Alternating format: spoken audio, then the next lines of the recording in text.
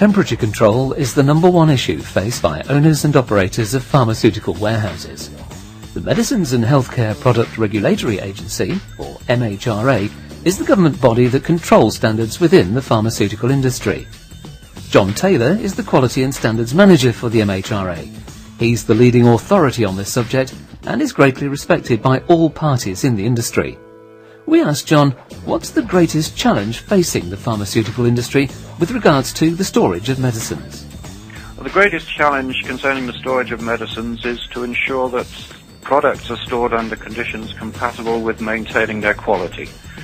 And in this regard, of prime importance is the control of storage temperatures such that products are not exposed to extremes of temperature outside their labelled storage requirements. Why has this all of a sudden become an issue? It's only during the last 10 years or so that regulators and industry in particular have recognised that distributors have a very important role to play in maintaining product quality from manufacturer to patient. The points raised by John are only part of the problem. There are other issues which not only affect the pharmaceutical industry, that add to the problem of temperature control. First, we're seeing great improvements in warehouse construction, and as a result of tightening regulations, buildings now require less energy to keep warm in winter, with the emphasis now changing to keeping them cool in the summer. Additionally, the use of ever-increasing amounts of mechanisation in warehouses and the addition of mezzanine floors means that warehouse temperatures are increasing. Add to these issues the effect of global warming. It's widely accepted that global warming is a reality, and summertime temperatures are ready to increase beyond the record-breaking temperatures of the summer of 2006. Research shows that global warming is directly related to the increasing volumes of greenhouse gases, with CO2 being one of the main offenders. This graph shows outdoor temperatures recorded at the London Weather Centre. Typically, for a warehouse to comply with MHRA requirements, some form of ventilation will be needed once the outside ambient reaches 18 degrees.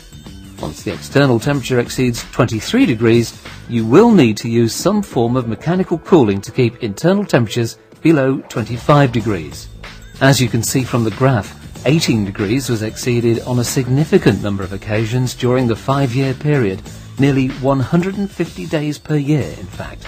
Excursions above 23 degrees, although less numerous, occurred on over 60 days a year. We asked John Taylor to explain, during the inspections that were carried out last year, what were the majority critical and major deficiencies in GDP, and how were these failings addressed by the MHRA? Well, the majority of critical and major deficiencies, these we class together as serious deficiencies, reported last year, concerned temperature control and monitoring in general storage areas. It's apparent then that unless some form of ventilation or cooling plant is installed in these warehouses, it's often difficult to fully comply with the recommendations. Here we show a typical pharmaceutical warehouse in summer without any form of ventilation or cooling. What you have is excessive levels of stratification, as the hot air accumulates at high level in the warehouse, making the top levels of racking unusable for certain temperature-sensitive products. Some distributors have to relocate stock to lower levels and even put the stock close to open doorways to keep cool. This can be further aggravated where MHE and mezzanines have been added. A warehouse in the UK without either ventilation or cooling cannot comply with the manufacturer's storage requirements and MHRA standards. So, what alternative do warehouse operators have? Install a jet air induction system. So, what is an air induction system? It's the most energy efficient and low carbon method of cooling and ventilating a pharmaceutical warehouse. The system offers even temperature distribution and minimal levels of stratification. Temperature sensitive products can be stored anywhere within the warehouse without fear of being in breach of the manufacturer's temperature storage requirements. With its flexible design, the system is easy to modify if the warehouse layout is changed in the future. The system relies on mechanical cooling only when it's needed. At all other times, it utilises fresh air for free cooling of the space. Here's a plan of a simple system. As you can see, we have a large number of nozzles. As a result, we can guarantee a very close temperature tolerance within the warehouse, usually around plus or minus 1 degree Celsius throughout the entire space. Mechanical cooling is a solution to address the MHRA temperature requirements. However, on its own, mechanical cooling is very expensive to run, consuming significant electrical energy, producing higher CO2 emissions. The JET pharmaceutical solution is designed to maintain temperature conditions and meet MHRA standards, doing so in the most energy and cost-efficient manner. The majority of the time, the internal warehouse temperature can be controlled at an acceptable level by utilising free cooling. Free cooling is where cooler outside air is supplied in large volumes to maintain the building temperature within its required parameters without the need for additional mechanical cooling.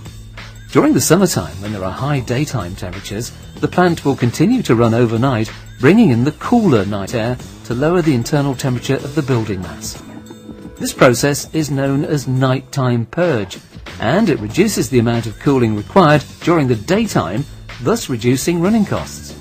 To give you an example of this, during the summer of 2006, when we had record daytime temperatures of over 35 degrees, the corresponding nighttime temperature was only 14 degrees, thus giving a massive 11 degrees of cooling from the nighttime air. When the space temperature rises to 25 degrees, the plant operates to provide minimum fresh air, as typically the outside air temperature will not offer any free cooling. At this point, the chiller plant will commence to run to maintain the required internal condition. As the outside temperature increases, the chiller plant will increase its cooling capacity until such time as a state of equilibrium is met. For pharmaceutical warehouses within the UK, we design our systems to achieve an internal temperature of 25 degrees to comply with the MHRA requirements without factoring in mean kinetic temperatures to show compliance. Outside temperature is based upon 35 degrees. This we find to be sufficient with the current UK climatic conditions. The temperature sensors used to control the system can also be used to monitor and capture temperature data for MHRA reporting purposes. The appropriate number of sensors can be incorporated in the system to deal with the more detailed temperature mapping which is required by the MHRA. These are a few of the companies in the pharmaceutical industry who are now benefiting from using a JET air induction system. What can JET do for you? JET can review your existing operations to design and install a system to ensure that MHRA regulations are maintained with the lowest running costs and the lowest carbon emissions. In addition to supplying a ventilation and cooling system, JET can incorporate a comprehensive temperature monitoring and logging facility within the design. The controls allow for the operation of the system to be remotely monitored to ensure that action is taken in time to ensure the space does not move out of the desired temperature range. If required, the operation of maintaining, monitoring and reporting temperature can be outsourced to JET for the life of the building. The JET air induction system is the most energy efficient, low carbon system available for heating, cooling and ventilating your warehouse to achieve compliance with manufacturers' storage requirements and the MHRA guidelines. The system can be simply retrofitted into an existing warehouse with minimum fuss and disruption. The system offers both even temperature distribution and minimal stratification. As all the plant is outside the operational space, there is no loss of valuable storage space or warehouse downtime during maintenance visits. We asked John Taylor of the MHRA what happens when things go wrong and what actions can the MHRA take against those companies infringing the regulations. Right. Okay. Well, the most serious issue when something goes wrong is the risk that may be presented to patient safety through inadequate handling of medicines. But of course, there are implications for the company concerned. Expensive recalls, for example. We've had recalls costing in excess of £1 million. Consequent loss of confidence in the company by its customers and also by the agency, of course. There can also be regulatory action by the agency in the event of serious non-compliances. This may involve suspension of a manufacturer's or wholesale distribution license, compulsory variation of the license to exclude certain activities, revocation of the license in extreme cases, or sanctions against the qualified person or the responsible person. The person's nominated on licenses as responsible. To conclude, both internal and external temperatures are on the increase, and control is more critical than ever. The MHRA is tightening up on their inspections and taking action for non-compliance. Legislation is also forcing companies to look at and reduce their carbon footprint. And as John Taylor just said, the implications for companies that let things go wrong are significant. For more information, visit the JET website at www.jetenvironmental.com or call Steve Ball on 0121 788 5319.